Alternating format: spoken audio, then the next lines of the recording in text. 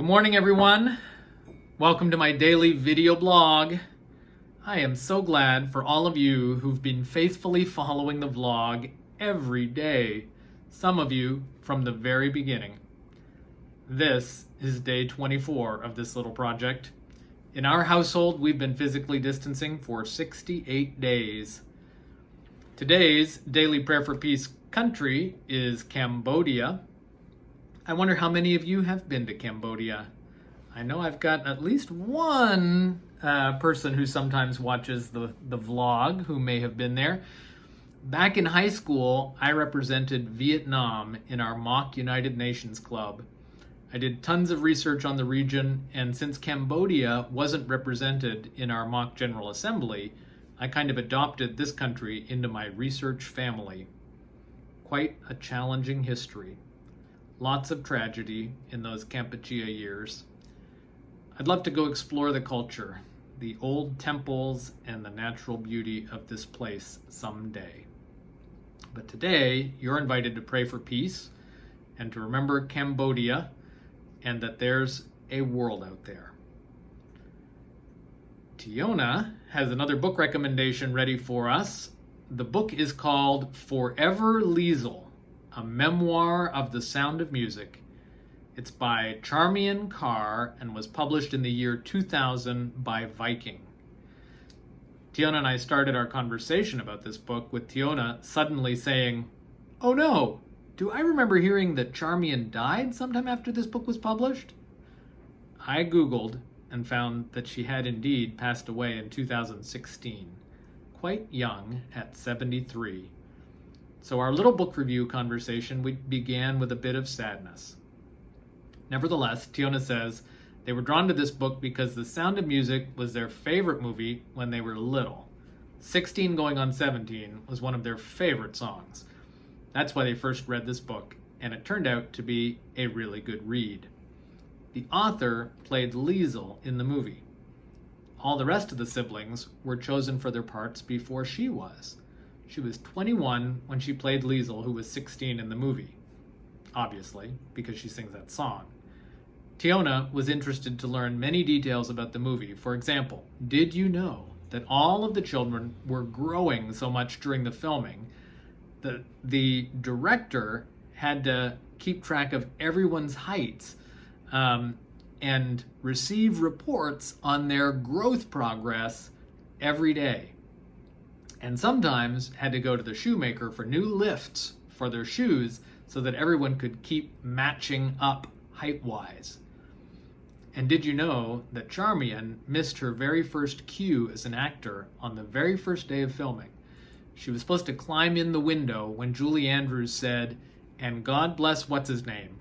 But Charmian says that the thunder was so loud that she couldn't hear, so that was the start to her acting career. Charmian's older sister was actually the one who had dreamed of becoming an actor. She used to accuse Charmian of walking around like a zombie with no ambition. And Charmian would defend herself, saying that she did have dreams and she hoped to go to Europe someday. Tiona says, I guess she ended up in Europe after all. Anyway, this book is full of interesting stories, says Tiona, about the movie and about her life after the movie.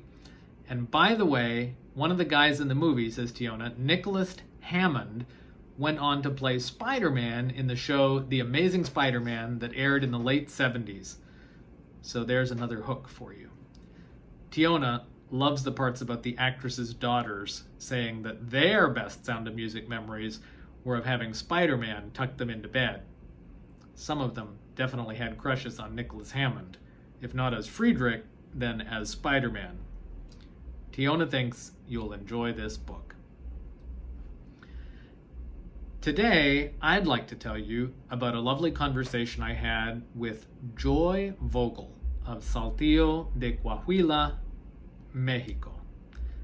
Saltillo is a gorgeous historic city in the north of Mexico, on the edge of the mountains, not far from Monterrey, and very near where we have our church campgrounds, Sionito de Mexico.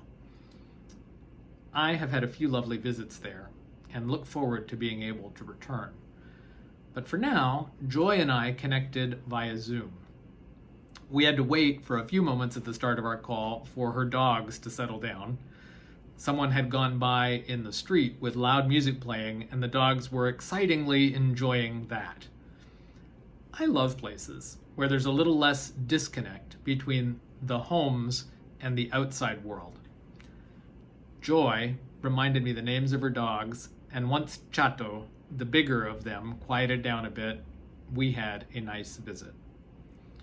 Joy says that they are doing just fine, and that as for things at the house, everything is calm.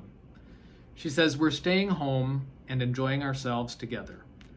Her son Andres goes out a little bit. He has friends, and it's hard to imagine being completely confined at home. He's an English teacher, and he's doing his teaching at school from home via computer.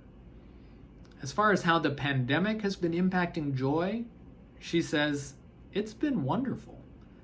I suddenly know people from the Dominican Republic who I've never met before. Joy is referencing the combined online worship services that the Mexico, Texas, and Dominican Republic mission centers have been having for Spanish speakers, and that I think I talked to you about a couple days ago when we visited with John Glazer. Joy went on, I'm enjoying the voices, testimonies, and faces, and I'm much more involved in people's lives. She also loved the online service from Spain that she was able to attend, although she says she hasn't been back with them, even though she really enjoyed it. Joy observed that many church members here, some who had not been involved in worship locally, are now participating in online activities with the church. For some young people and families, it seems to be easier to participate from home through a device, so they're seeing people they didn't see at church. Joy says it's a great blessing. Plus, we've had sermons, says Joy, from Dave Brock, from you, from Johnny, who we don't normally see every day. She's appreciating ministry that is now more available. So instead of feeling sad, says Joy, I've been feeling blessed. Joy also feels like she notices people showing up for worship with quite a bit more preparation. She speculates that this is because people know they're online and on a tight schedule. She confesses that in our local little groups, we can easily fall into the rut of just showing up and getting by. She's noticed that everyone, including the kids participating, have clearly practiced their readings and prepared. Joy's clearly been paying attention to others. She talked about how the neighbors are doing, about having lent a ladder and helped with fixing when that was needed.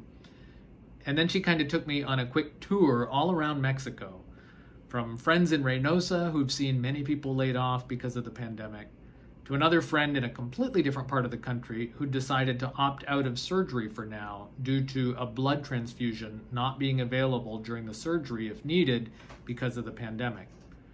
She was aware of someone who was off work out of an abundance of caution after potential exposure to someone who might have been exposed to the virus. She also told of an aunt of someone at church who definitely had the virus and who had recovered pretty well after about 2.5 weeks of illness. She's especially worried about church members and friends in the informal economy. Some of our church families depend on being able to sell food on the street. But that's one of the more dangerous things these days. It's hard to know how clean things are, so a lot of people are not buying and a lot of people are not selling in that way right now. And that means a lot of people are really suffering. All I know to do now, says Joy, is to pay my tithing and oblation and to pray. And to ask the Lord to help me to know if there's something else that I can do. She's thought about how to get some direct assistance to those who need it and how to do that with dignity for those involved. Our internet connection had our conversation lagging a little bit from time to time, so we had to talk slowly and one at a time. Joy observed that all the school kids are filling up the bandwidth every day since schools are all online. Joy reassured me that they are okay.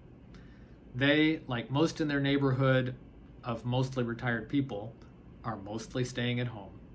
They go to the nearby store and get what they need. Things are carrying on.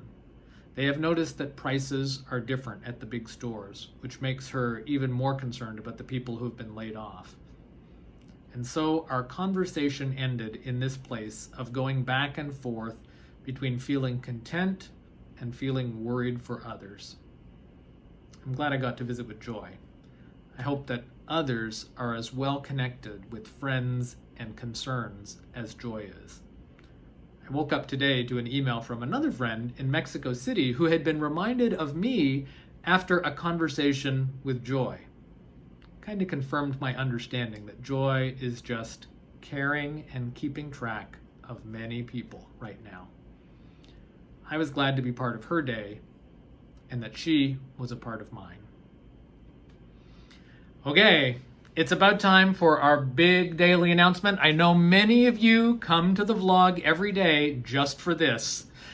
Da da da da da da da da da da da da da da da da da da. Now in this moment, now in this day. But the question is, what day is today? Wait for it. Today is Friday. Yay Friday! Yay Friday! Oh, yay Friday! Yay Friday? Yay Friday! Yay Friday! Oh my goodness, Tiona is outside in the yard. I have no Yay Friday from Tiona, but we have filled in as best as we can for you. I hope maybe if all of us shout Yay Friday together, the world will be okay.